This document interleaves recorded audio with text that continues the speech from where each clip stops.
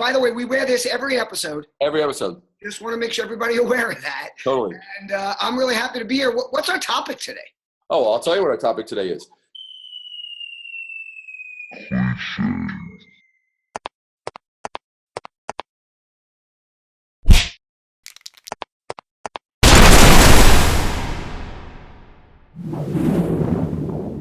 Hey, Ted, how are you doing? I'm doing great, David. And you know what I've decided is I think this is our uniform. Yeah. And I'm really happy to be here. What's our topic today? Oh, well, I'll tell you what our topic today is. Cliches. They're not original ideas. They're overused ideas. And so here's one thing that I have found. When I've helped clients, work with clients, as well as whenever I do like speaking gigs, if you're using cliches in your branding, you're promoting your category, not your brand.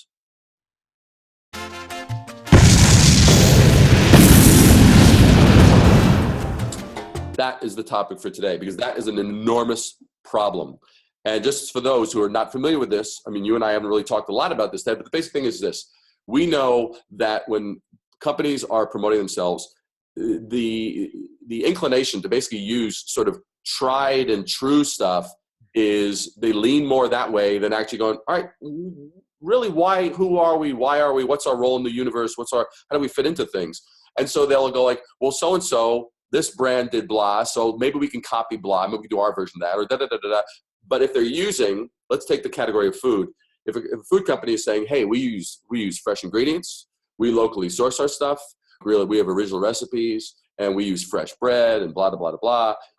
That's the same stuff that everybody is using in the industry. So if a company is using that, they fail at that moment to actually brand themselves, and they actually simply remind everybody, hey, we're a food company. So that's the problem. How do we solve it?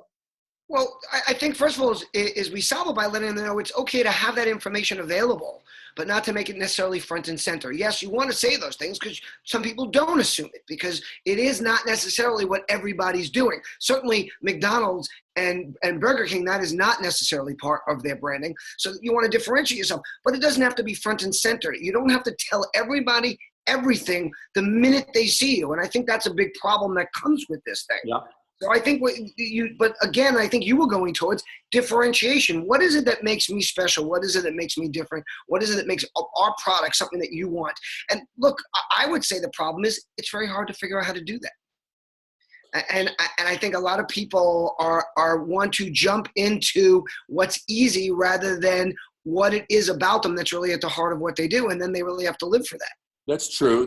But here's the other thing that I find is that the cliches they will be very, very obvious in terms of messaging, language, words, but the other part that they forget about, and this I find very interesting. When I started in this industry, there were no computers.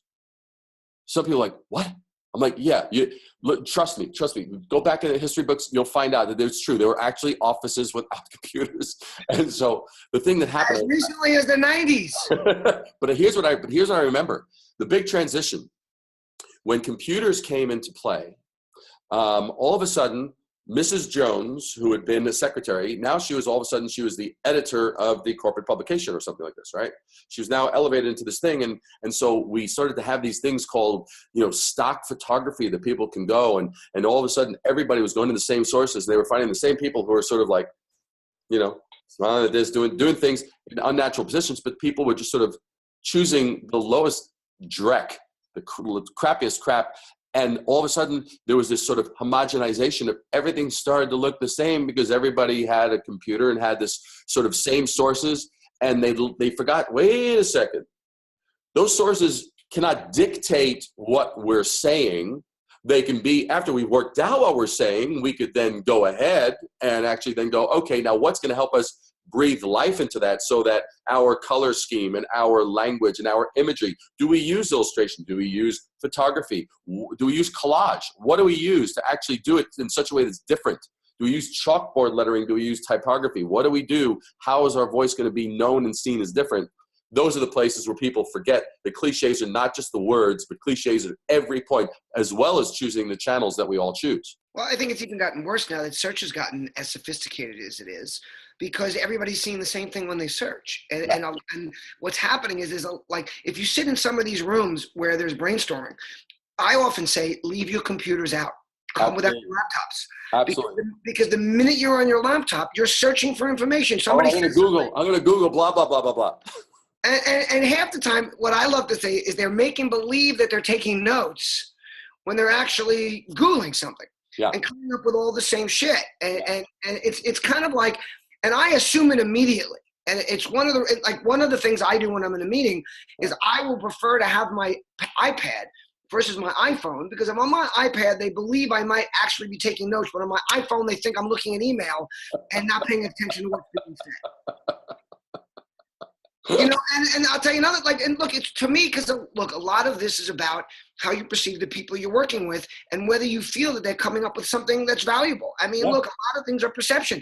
If I'm in a meeting with a lot of people at somebody's office and I get up to go to the men's room, I intentionally leave my iPhone and my glasses on the table when I leave the room to go to the bathroom, because otherwise everyone's just figuring I'm in the bathroom, just answering emails. So, and that's a cliche unto itself. Yeah. And I think that it's very, very hard these days to be original because there's so much information around us showing us what everybody else is doing. Do you remember the show Bewitched? You look like you might be old enough. Sure. Yeah. Darren Stevens was the ad executive. Yeah. And when he wanted to come up with an idea, he like stayed private. He was in his office, not looking at anything, trying to come up with something new and original. Yeah. And a lot of us don't do that anymore because everything is influenced by what we're seeing on these screens. But also, I think it's very, very hard for brands to do that. But I'll tell you the biggest secret that I find, and what I always encourage clients to do is go to other places. Go to a museum, go to a gallery, go to some place that is so disrelated from your industry.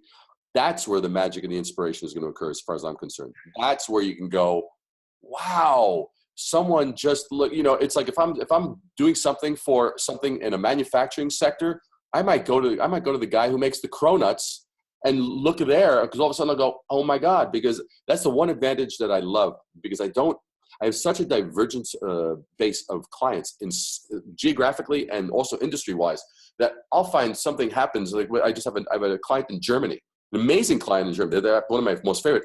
I've learned things from that culture that all of a sudden I have a whole new viewpoint when I start to approach something domestically, or I'll know something, or even, check this out. This I find amazing. I was speaking at an entrepreneurial convention, and I was describing to them a branding that I did for a chocolate, for an amazing handmade truffle chocolatier. And what happened was I said, part of the influence was to make it a little bit European in its aesthetic. And I said, because, and again, I'm talking to an audience that is from around the world. And I said, because in America, if you make anything look or sound European, whether it's fashion or food, we immediately consider it as more valuable, and we'll pay more for it. And they were like, really? These are the people from Europe who go, really? I'm like, yep. And so, so it's like, you never know where this inspiration is. You gotta like be that open vessel to go, where? Right. It says made in Italy, but they didn't tell you it's made in Italy by Chinese immigrants. Exactly. So with regard to using cliches in branding, and, and the fact that if you're using those, you're promoting a category and not promoting your brand, what's your takeaway? Step out of your comfort zone. Go somewhere different. Look at it from a different perspective. I think it's as simple as that, at the beginning, and then just try to think different than necessarily your industry, so you're not just putting yourself in with the rest. Absolutely. Totally agree. On the same page. Awesome, man. Ted, as always, by the way, I love the clothes you're wearing today. They're so different than the prior episodes we've done. They are awesome.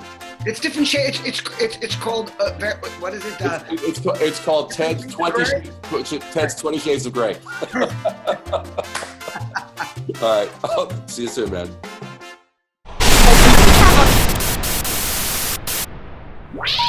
Please hang up and try again.